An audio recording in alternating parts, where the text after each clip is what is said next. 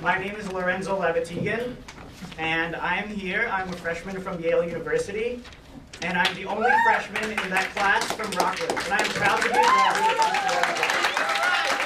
So anyway, I guess my point here is before you consider making any of these cuts, so that you can afford other things like, let's say, hire ridiculously priced lawyers with state credentials. To your term stain credential. I graduated from an Ivy League college myself, sir, and I don't remember anybody coming up with as ignorant a statement as you just made. You know nothing about it. If you want to challenge my reputation, do it to me personally. Are you threatening? No, I'm telling you. I am not a stained lawyer, and I won't take it from anybody, including a freshman Yalie. You're showing your ignorance. Police! Want to call me an asshole now, huh? I already did. Oh, did you? You fucking cocksucker? Huh? Huh? What? You got a problem? I don't got a problem. Yeah, you do. I'm standing in your way. You gonna do something about it?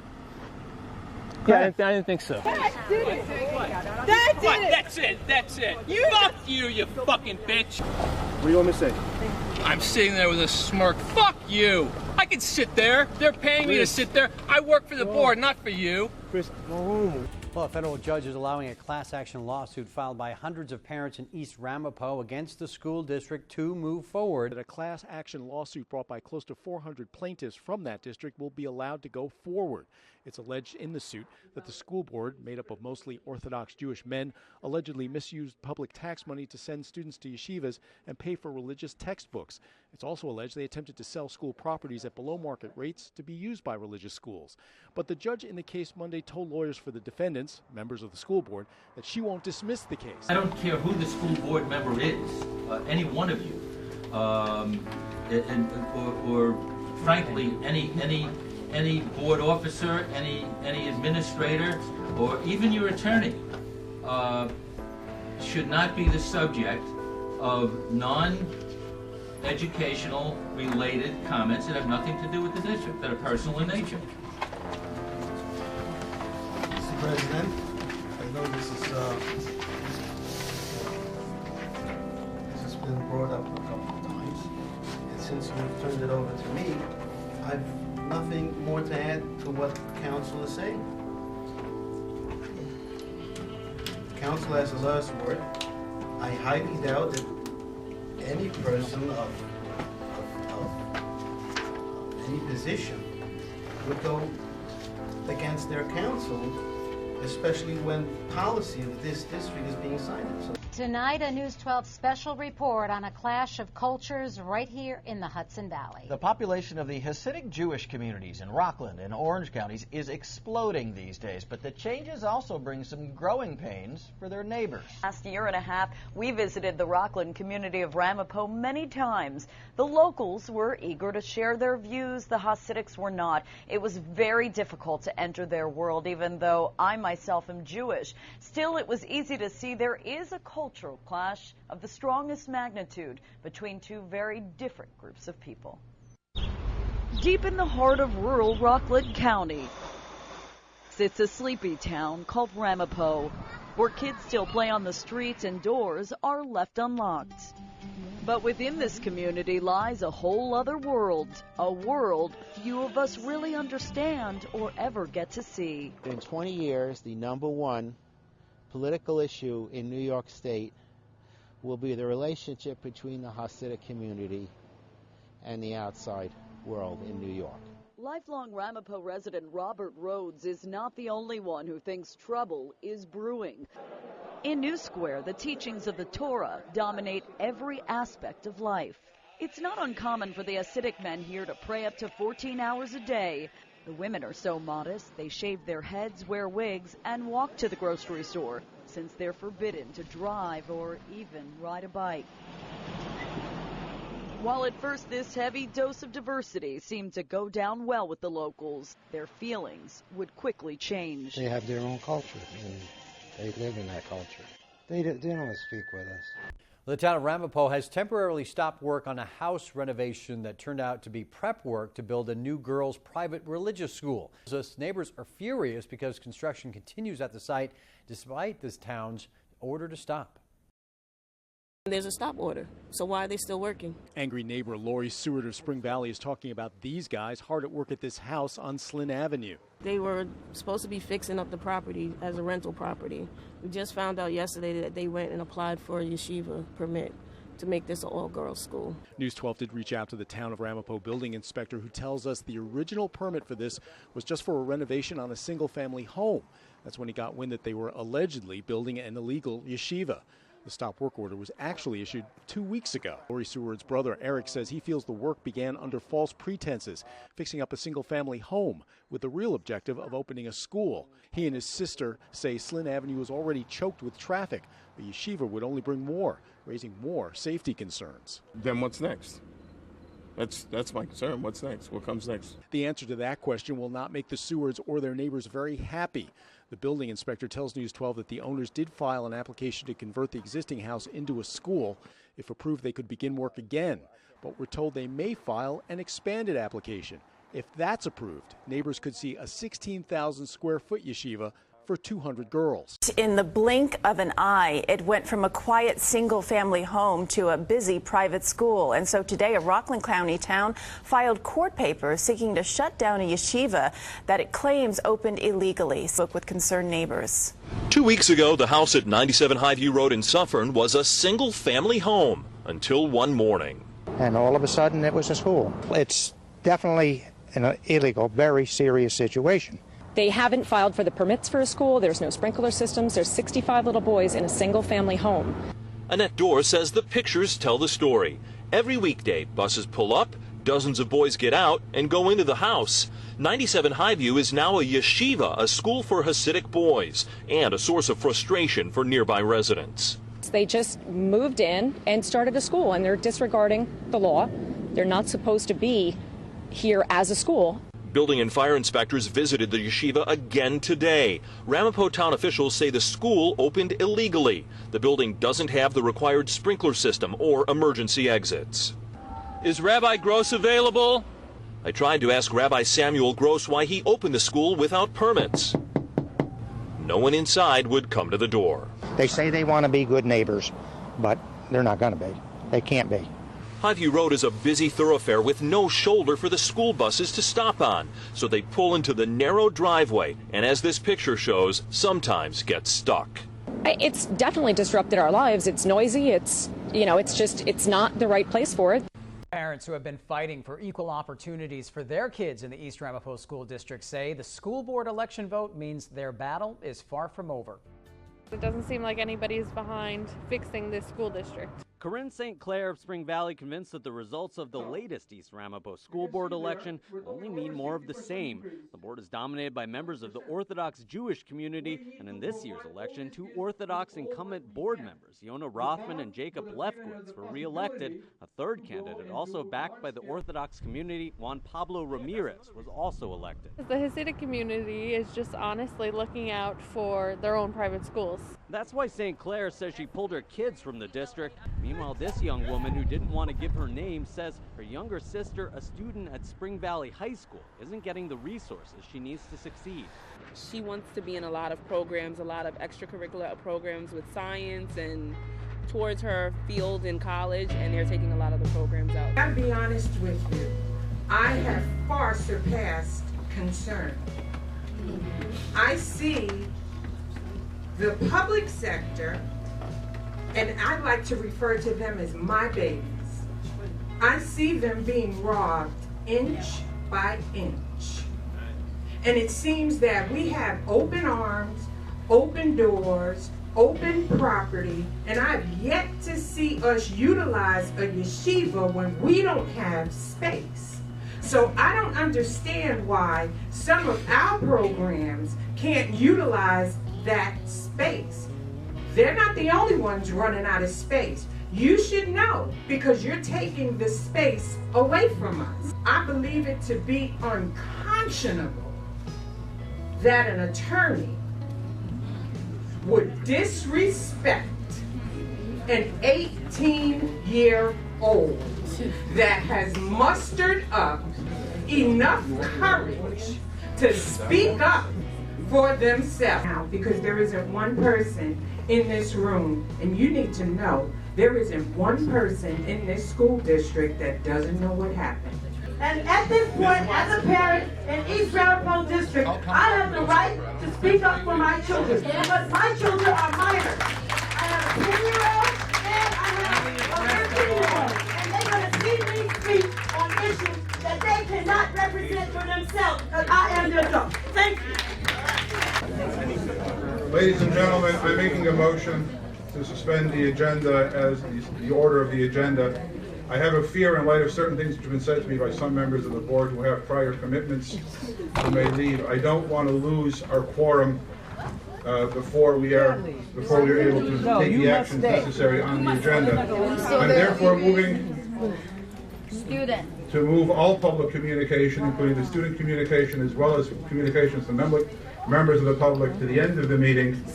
And I'd like to proceed with the agenda right now, get through the agenda, and we'll then be able to have, more ample time for public speaking. That's second by Mr. Solomon. Is there any discussion on that?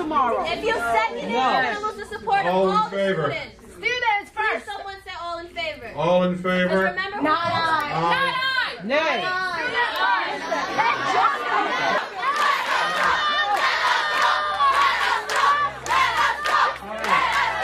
Listen, my daughter's in this school, and she means a great deal to me. You and Mr. Solomon sat up there playing with your BlackBerry. I'm quite sure if my black face was sitting over your Jewish kids in your community, making decisions on their life and their well-being, and you see me sitting out playing with my phone, you'd be gathering the rabbis together to get rid of me. If you're not interested in our children, you should remove yourself from that seat. When I see you in the street with your wife and your kids, I will call out what you're doing in this district. I spoke to one of the former board members that is also Jewish, that I know cared a great deal about the kids, and I was sorry that he left. And his words to me was, we're going to have some problems, because he's a little worried about the people that's up there right now. And what you showed me up there, by sitting there playing with your phone, you showed me that you don't care about the kids. Thank you very much for your very heartfelt comments. I want to make one thing very clear. I will not respond to threats. I will not respond to... Oh, yes, you did, sir.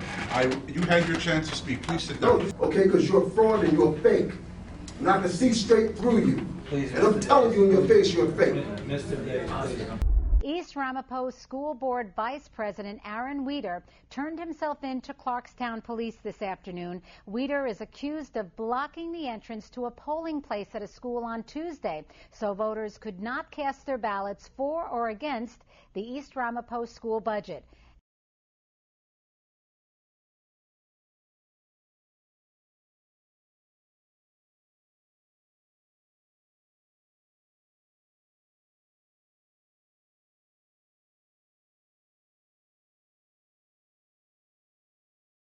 Federal court today, where he admitted to using his former position as the Muncie Fire Commissioner to make a real estate deal with a creditor to pay off his debts. Rothschild hoped to pocket $125,000 from the scheme.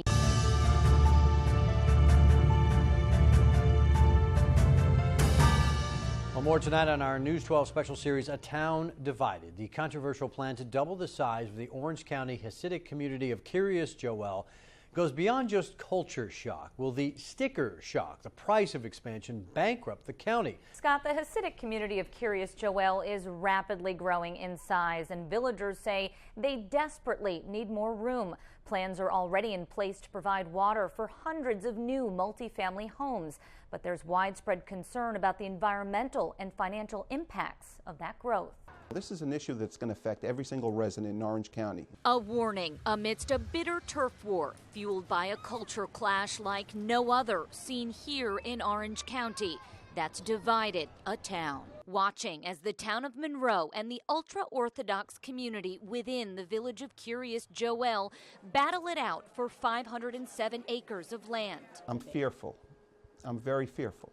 Orange County legislator Mike Anextakis says if the plan to double the size of the Hasidic community goes through, county taxpayers will foot the bill, showing us these numbers. One village equaled 29 other areas. To me, that's a little disproportionate. He claims last year the village of Curious Joel used more social services than 2 cities and dozens of towns and villages in the county combined. The taxpayers are the ones footing the bill for all this. My God, can they afford it?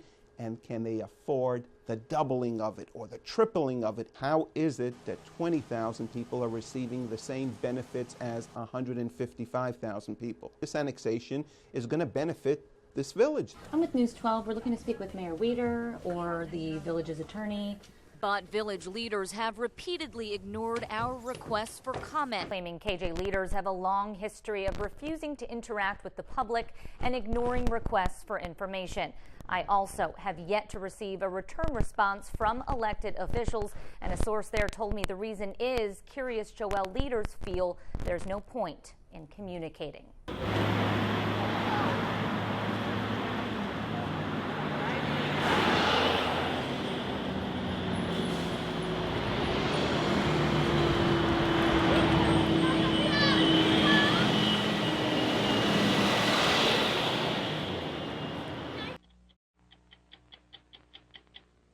Imagine a town that excludes everyone except members of a particular religion.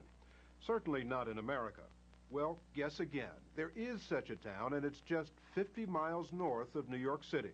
It's called Curious Joel, and virtually no one lives in the town except members of the Satmar Hasidim, a Jewish sect and a voting bloc that makes clear what it wants, and more often than not gets it come election time. A town divided. It's an ongoing, bitter turf war in Orange County between 2 communities that we have been following so closely for months.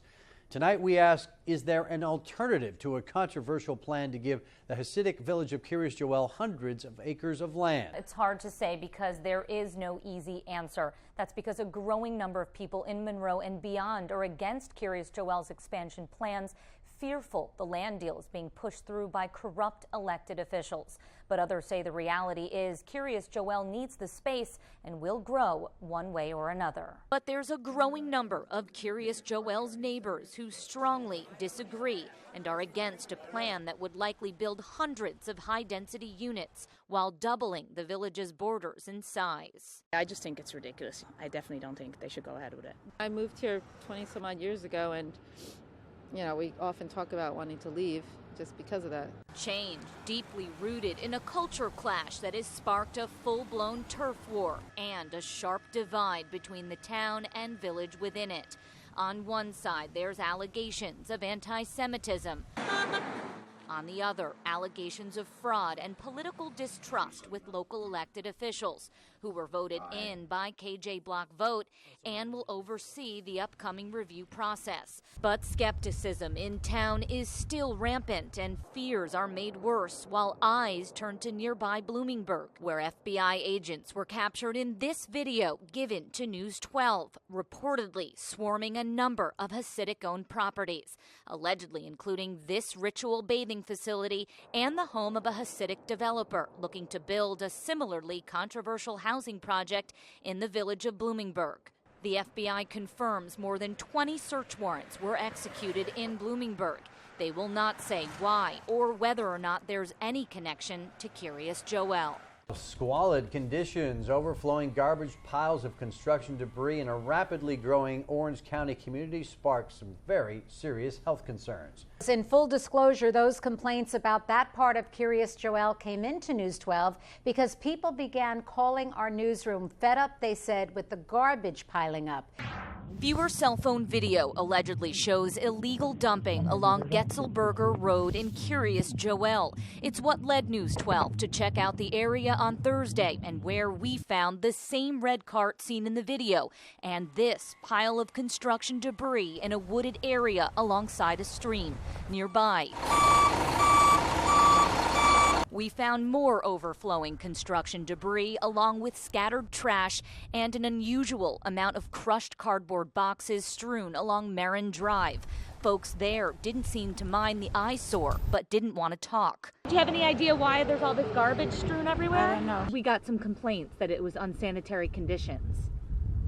It's cleaned every day. It's very, very good. But News 12 viewers sent us these photos allegedly showing filthy conditions from within the growing ultra-Orthodox village. We saw some of it firsthand and tried to ask around. Have you noticed that? Is that how it normally looks? Is it a concern to you, the condition of the property? No. Well, there is yet another wrinkle in the turf war between Kiryas Joel and the town of Monroe. The Hasidic community is now proposing to not double its size by annexing 500 acres from Monroe, but effectively tripling its size by creating an entire new village. We don't want to take over. We are over here to be in peace with our neighbors. Stating that you want to be good neighbors, it doesn't cut it. You're not being good neighbors. You're being terrible neighbors. That's the year-long argument behind this stalled, controversial proposal to double in size the growing Hasidic village of Kiryas Joel. Please sit down with us and let's pass the annexation. If not, then the individual people will do what is for their best interest.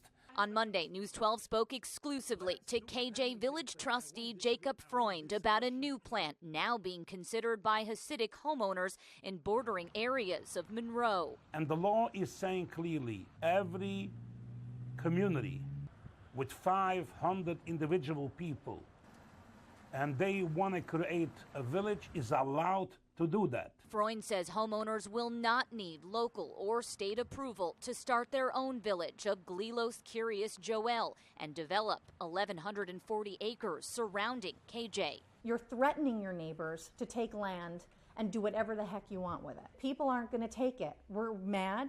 We're frustrated. Governor Andrew Cuomo is facing some heat tonight for some large campaign contributions made just days after he vetoed 2 bills involving a growing Hasidic community in Orange County.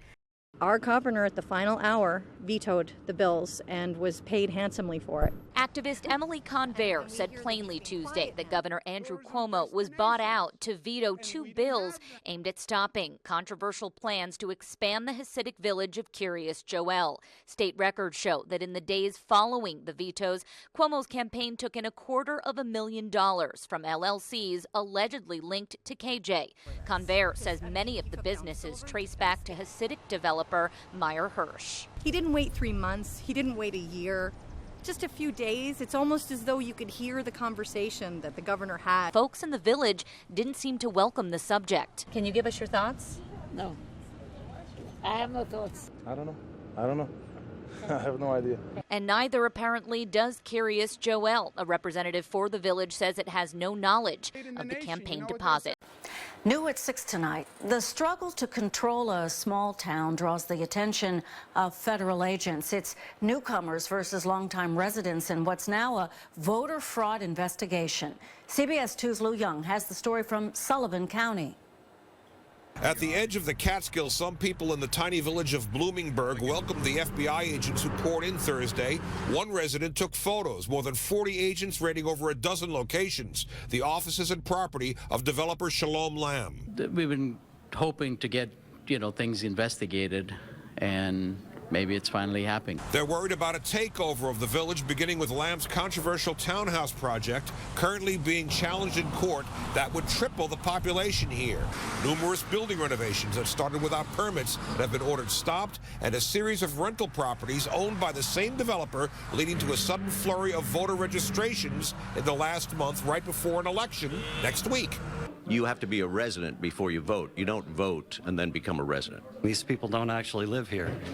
They move in on the weekend and then they go back to wherever they came from. The people he's talking about are all Hasidic or ultra-Orthodox Jews, and the sudden property purchases and development seem designed to turn Bloomingburg into a religious enclave like the ones closer to the city in Rockland County. The developers' opponents are choosing their words very carefully, worried about being labeled anti-Semitic. They insist the real issues here are fairness and legality. It's not about who's going to live there. It's about the number of people that are going to live there and the slyness. This is Bloomingburg, a small village in upstate New York. Don't be seduced by the peaceful appearance. Hey, Mr. White, you're a citizen. I'm a citizen. This is not how America works. Tensions are high over a big residential development that is being marketed to members of a large Hasidic community. The Jewish developer accuses those opposed to the project of anti-Semitism. Meanwhile, his critics accuse him of lacking transparency. Bloomingburg was a struggling community. Mr. Lamb has come into town a few years ago. He started buying up properties. Shalom Lamb is building 396 family townhouses in a village with only 400 people.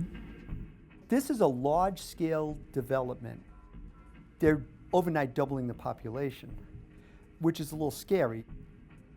I moved here from Manhattan to live in a rural community, and that in a few short years I'm going to be ending up in a cityscape is deeply disturbing to me. I love driving down Winterton Road, the old farmhouses, the fields getting cut in the summertime. The new development would totally change the way of life in Bloomingburg.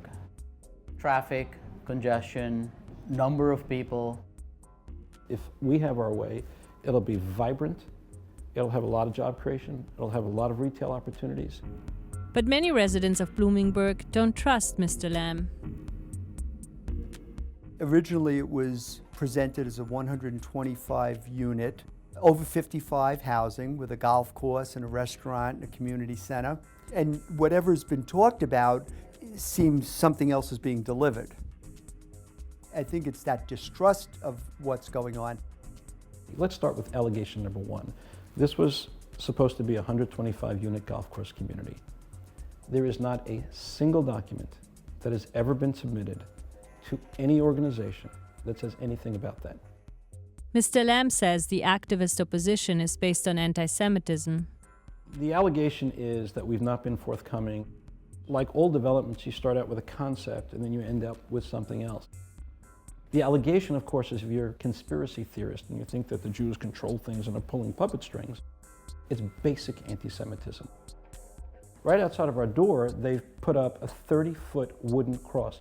They're taking a symbol of Christian love and they're using that as a weapon of hatred.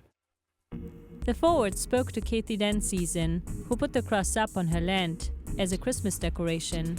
But when she heard that Mr. Lamb was buying the village Methodist church, she decided to leave the cross up as a form of protest.